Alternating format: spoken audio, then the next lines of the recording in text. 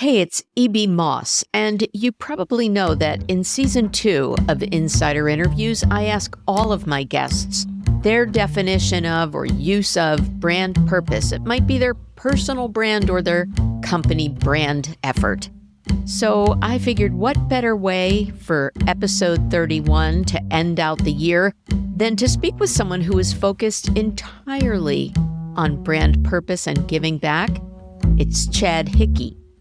Now, he's not your typical CEO. He spent about 22 years in the advertising world, leading revenue-driven teams and diving deep into mobile and location data. He discovered something revolutionary.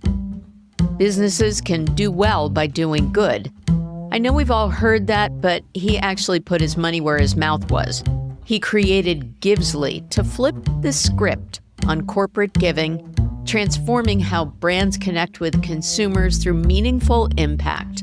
And in just 6 years, his company has collaborated with brands and companies, directing over $2 million to nearly 500 nonprofits and catching the eye of Fast Company's World-Changing Ideas Awards along the way.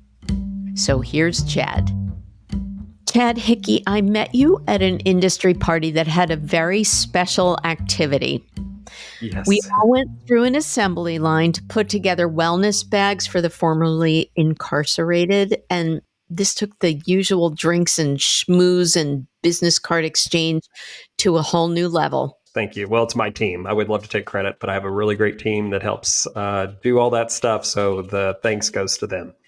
Well, we are in the season of thankfulness, and you are my wrap-up episode for 2024. And so I figured that it would be a really great opportunity as we look forward, hopefully to great things, to kind of explain why it feels so good to give back and why it is good for business too. So, and speaking of give, Yes. Your company is Givsly. Yes.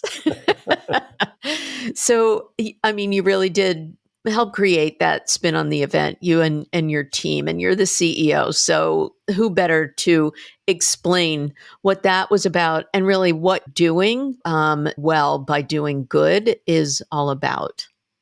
For sure. Yeah. I mean, I think that at the end of the day, you can incorporate giving back or doing things that actually better our society in more of the traditional ways of how we interact. How many times have we all gotten together as an industry for a happy hour where it's a lot of the similar players, you're having, conversations, you're talking about the standard stuff with our industry. And so what we do is we approach those more traditional things, but we incorporate some way of giving back. In the case, of what you're talking about, we put together those kits for, people in need at the holidays, so that it was really merging what I say is the traditional world of dinners and concerts and sporting events with what I think is a newer, more advanced way of really speaking to people based on who they are as a person and what they value as a human being. And so connecting in a deeper way as humans and not just business people. Oh, it was more human. Because, otherwise I'd be like slamming a beer can on my head and, exchanging the business card. So I felt pretty good about this one. Well, then I kind of want to just go to a normal party with you if that's what happens. So no. Thank you. So then what is call it like the mission statement, or what is your brief explanation of what Givsly is? We align brand values with consumer values in a way that moves people through the marketing funnel quicker. Okay. Values can be very broad. I think that some people think about values in more of the default topics like DEI and sustainability, but we really feel it's bigger than that. Values can be helping research for childhood cancer. It can be eating nutritious food and being healthy. There's a lot of a broader approach when I think any company or any brand showcases what those values are. It doesn't just have to be about climate change and supporting some sort of minority community. So yeah. Since this podcast is about media marketing and advertising, we're definitely going to work on those operative words, marketing funnel. But I did want to harken back to an episode that I did in season 1 with the founder and CEO of Sustainable Brands, Coanne Skrziniers, and she got me in the habit of describing corporate social responsibility as business opportunity. It sounds like you're pretty aligned with that. Would that be right? Very much so. I mean, I think that people take it from the lens of employee engagement and the more traditional approach of social impact, CSR, good, whatever you want to call it. We don't tend to completely focus 100% of our efforts on that. We like I said, we think it's broader than that. We think that there are ways that brands can speak to their consumers in a way that isn't so polarizing, but still is authentic to what they value. And so we create different tools that allow them to tap into that. Okay. And you do it in 3 areas: events, marketing, and advertising. Yeah. Correct. And so there's 3 different ways that we approach that. And I'll use more examples because I think it makes it more clear.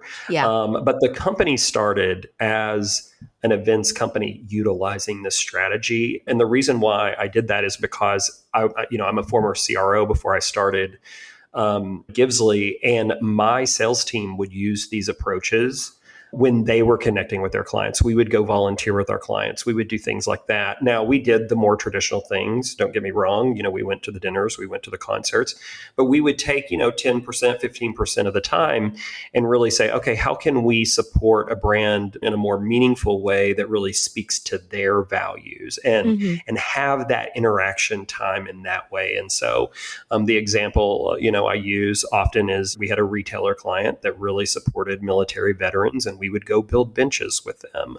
And so from that perspective, there I was working alongside the CMO or VP of media in the same way that I would be sitting down to a 5-course meal, but the conversations were different.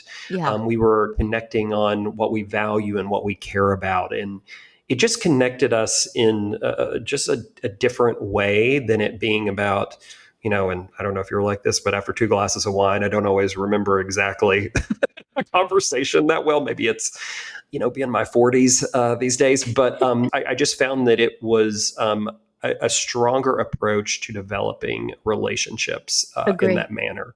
So that's events. The marketing side of our platform is more B2B demand generation, where people replace more traditional ways of connecting with their clients through gift cards, swag, whatever it is, and they replace that with a nonprofit donation. And so it's really connecting in that way to say, hey, Evie, come by my booth at an event, or register for our webinar, or just take a meeting with me. And instead of me offering you a gift card, I actually see that your holding company or your brand supports these initiatives, and I want to support those. And so it's a more sustainable way to moving people through that marketing funnel in a B2B demand generation way. And then the last is our advertising product, which is all about the more that consumers engage with an ad, whether that be completing a video view or interacting with an ad in some sort of interactive way, scanning a QR code on CTV. When those consumers do that, we actually trigger a nonprofit donation. And so what happens is the brand benefits because the performance of their campaign goes up, but then they're also able to showcase the values that they have to their consumer in a way that I think connects with this new phase of consumerism, where 8 out of 10 people will say that they actually purchase from a brand based on values alignment.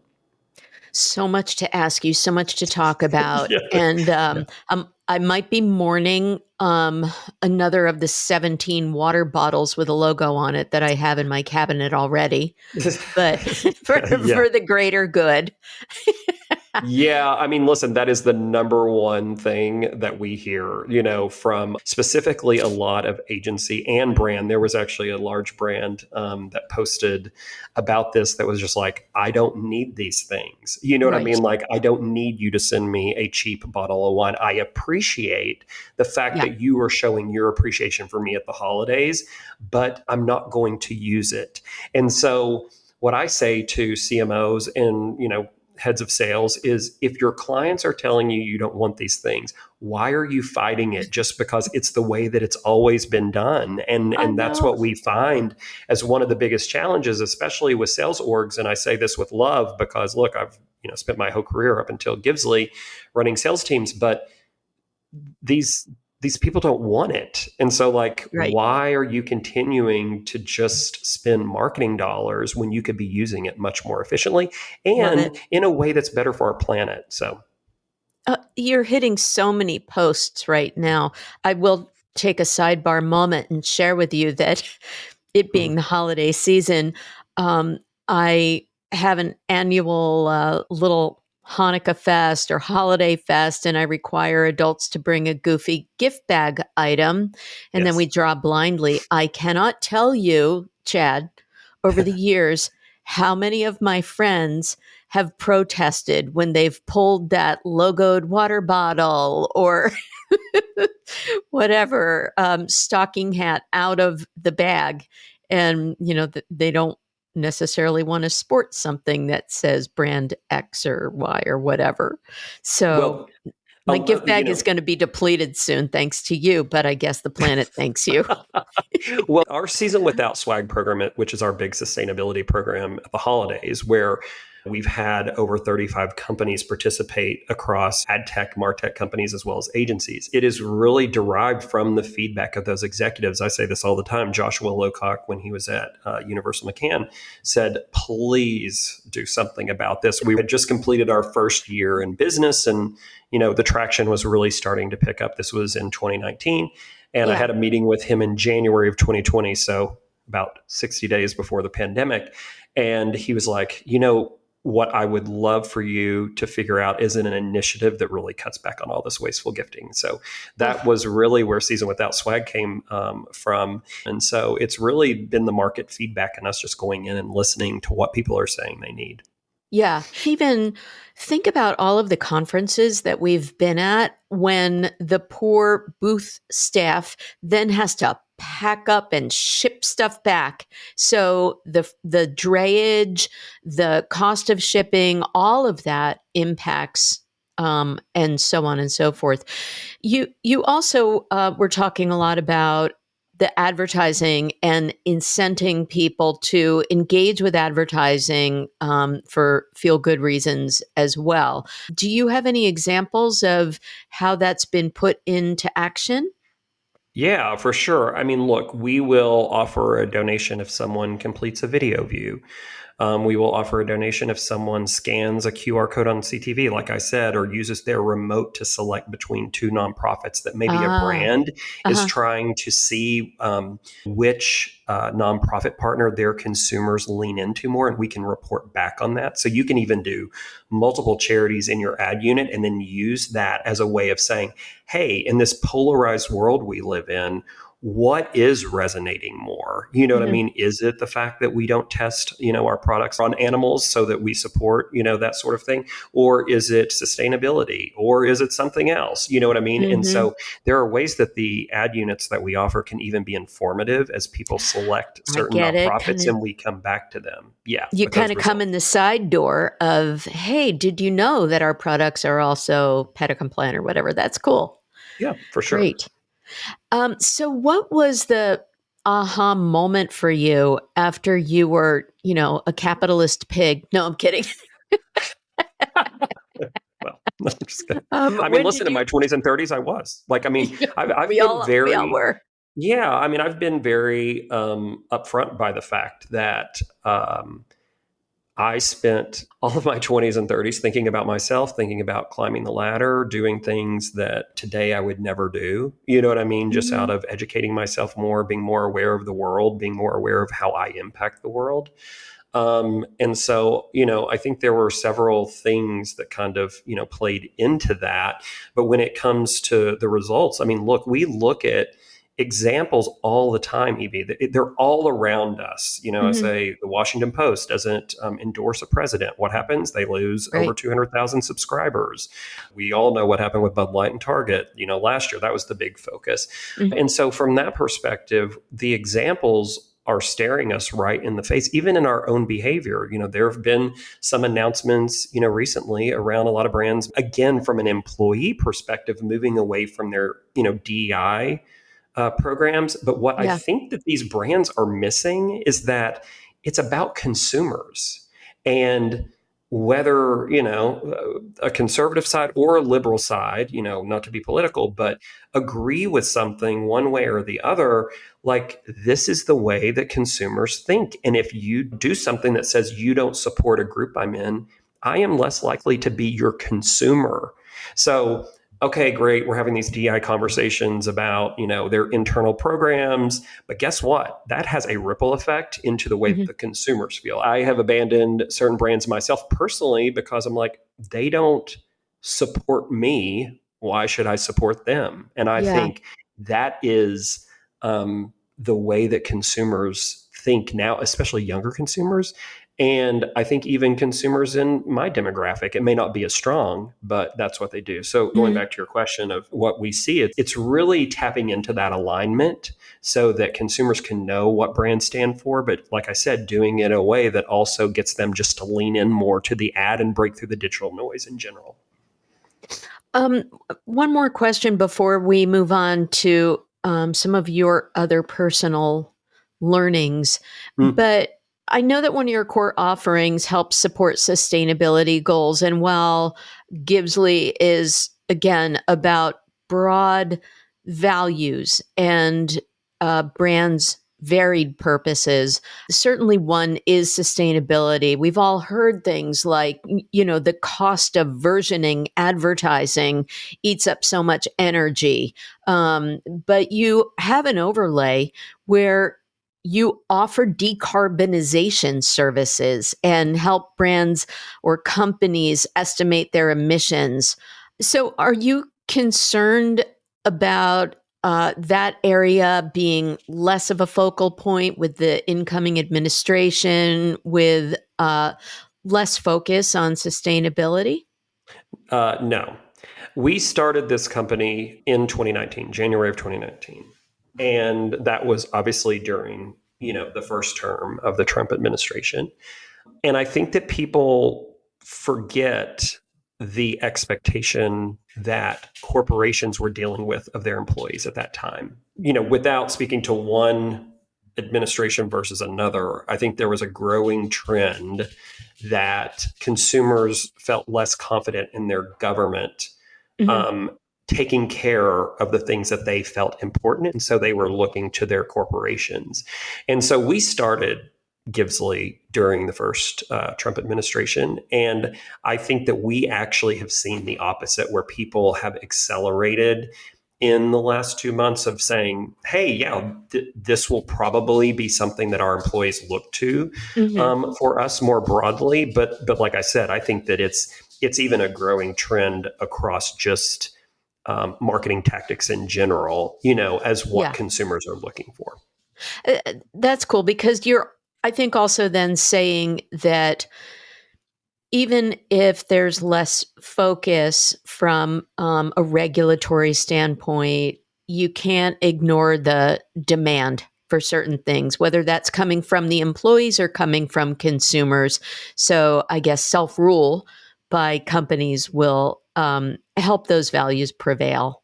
Look, no matter who is in charge, Hmm. climate change is not stopping.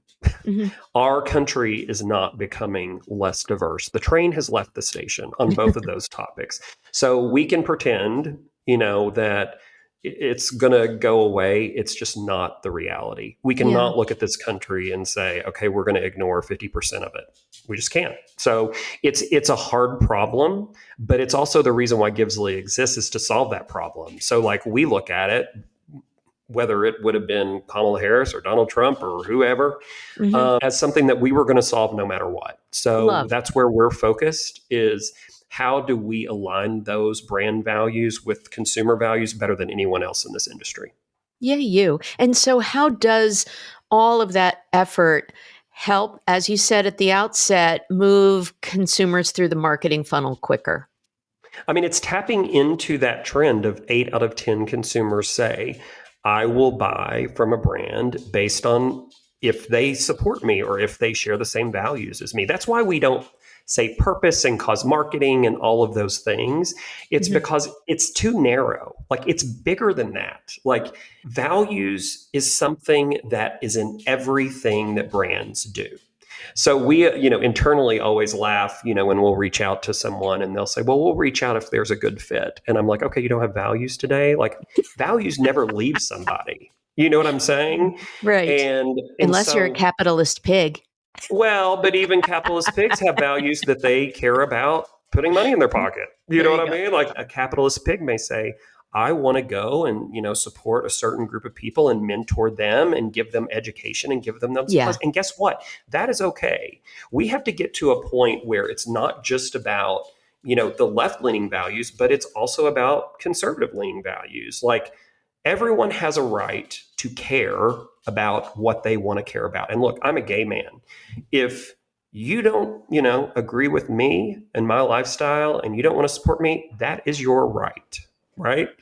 Where I think things get a little muddy is I don't want you telling me though how to live my life. You can disagree Mm. with me. Mm-hmm. And I think that that's what, both sides have to get used to, Yeah. no matter what you believe. And I think that's the right way to approach it. We got to get much closer to being able to have those discussions in a productive way and respect both sides' opinions but I'm kind of a moderate person, Oh. if you can't But tell. 1,000% though. And I think moderation is key for everything.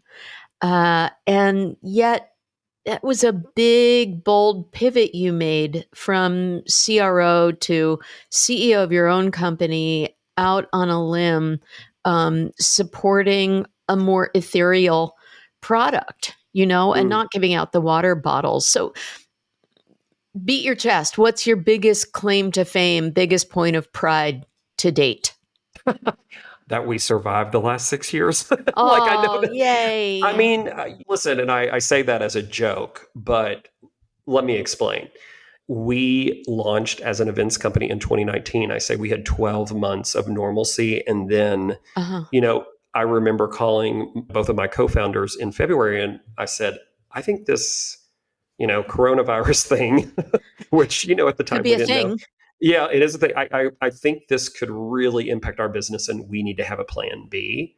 And the Mhm. fact that we were able to double revenue in 2020 as an events company doing virtual events, connecting people. But think about it. We were all sitting in our um, apartments or our homes and witnessing not only the fact that I think a lot of things became more important once things slowed down and the noise got softer, you know what I mean? Yep. And the fact that we started to see so many horrible things happening on our TV screens with Breonna Taylor and George Floyd and all these things that I think the busyness of life was easy to sometimes ignore. That we were like, no, we have to do something. And here's the thing, EB, is like people go back and reference that as the moment. That was the preview. That wasn't the moment. Like all Oof. you have to do is look at like Gen Z and millennials, this is how they buy big time. Look at what's happening on college campuses. Looking at like they are activists, they are tuned Mhm. in to the people who support their communities, and Yep. they are going to have the buying power. And if brands think that's going away or we already saw that happening, they are wildly mistaken. I think Mm. that we are on the tipping point. We say this all the time in the way that social media has been around for the last 15, 20 years. And Yep. now it is a huge part of budgets. Most brands are running on those social platforms. The last 5 years, we've looked at retail media. We firmly believe that we are on the tipping point of the phase of values media and brands having to have value solutions that help them speak to that consumer based on not only what they want to buy, but what they care about is who they are. Mm. Mm. Beautifully said. Last words of wisdom, either a sword that you want to fall on, your personal value that you would love to see a company support, or how somebody can grow up and be Chad Hickey as a great leader and I so don't know this. selfless, so giving. Yeah, I don't know. If you know me well, you know that I am not good at taking compliments. I like to run the business. I don't know. Like, what advice would I give? That this isn't something that is this cause marketing fluffy moment. If I told a brand 8 out of 10 of your consumers are sports enthusiasts, what would happen? They would have sports enthusiasts on Right. every campaign. They would be Right. speaking to sports enthusiasts. They would be having baseballs and soccer balls and whatever. I don't watch sports. So, you know what I mean? In their ads to talk to those sports enthusiasts, right? The data, the third party data shows 8 out of 10 people look for that value signal. So why do these brands think in this really narrow lens of, oh, okay, like in the month of February, we're going to do Black History Month and that's going to be our Yeah. moment to like give back. You know, like Yeah. that's not what it is. Again, I keep saying this, but it's bigger than that. It is something that people look for when they're buying their product. And you want to know why cause marketing is the first to get cut, whether people will admit that or not. It's because people don't look at it from the lens of how this drives more product sales. And so we take cause marketing because we'll meet a brand where they are, but don't get me wrong. I go in and I really say, I think there's a bigger opportunity. But like today, probably 90% of our campaigns are actually product campaigns. They're trying to sell butter. They're trying to get people to open a mortgage. They're trying to get people to come in and buy lipstick. You know what I mean? Like they're utilizing that value signal as a way of driving more sales. And that's where everyone needs to get, because that's the minute that this doesn't look like this fun little fluffy thing that's in this cause marketing budget, that it is a strategy across everything that they do. So I would tell anyone listening to this, you know, this is what I'm going to leave you with. If that is, you know, important and you are trying to speak to those consumers and think about how you are going to evolve into this new way of consumerism, you have to be thinking more broadly and not in the cause marketing lens. It's bigger than that.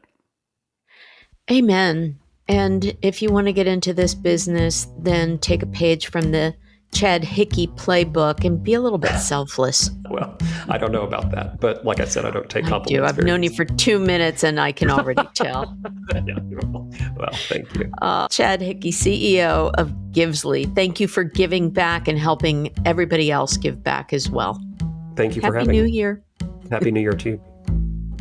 Well, I hope you got some good insider scoop from this episode of Insider Interviews with me, E.B. Moss.